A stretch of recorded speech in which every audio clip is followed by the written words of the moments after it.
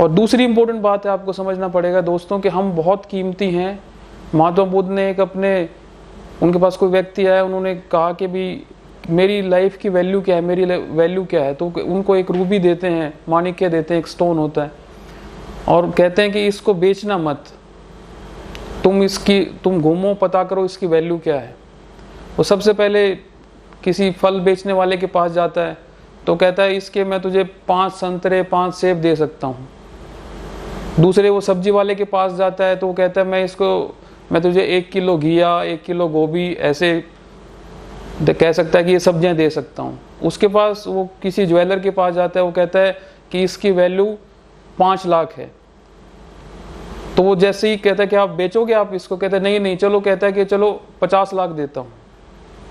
वो कहता है, उसको याद आया महात्मा बुद्ध की स्टेटमेंट कि इसको बेचना नहीं है। दोबारा वो जाता है किसी जेम एक्सपर्ट के पास, वो कहता है कि इसकी वैल्यू तो अनमोल है, इसको तो मैं भी नहीं खरीद सकता, इसको कोई भी जेम एक्सपर्ट नहीं खरीद सकता, it is so costly, so expensive. तो इसी तरह दोस्तों, जब वो महात्मा बुद्ध के पास गया तो महात्मा बुद्ध ने कहा यही तुम्हारी वैल्यू है। ये हम पे डिपेंड करता है कि हम अपने आप को कैसे सेल करते हैं, हम कैसे वैल्यू आंकते हैं। और जो वैल्यू लगाने वाले लोग हैं, हमेशा ध्यान रखिए कि हम अक्सर ये कहते हैं लोग हमारे बारे में क्या सोचते हैं, वो अपनी बुद्धि और अपनी हैसियत से सोचते हैं, वो जैसे होते हैं वैसे सोचते हैं।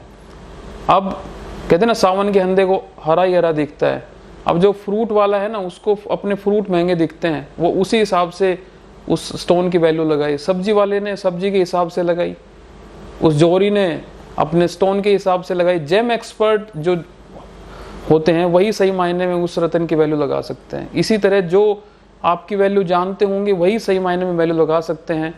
और हम भी अपने आप को कम वैल्यू में बेच देते हैं, कभी हम इस फल वाले को, कभी सब्जी वाले को, या कभी हम उस ज्वेलर को। तो ये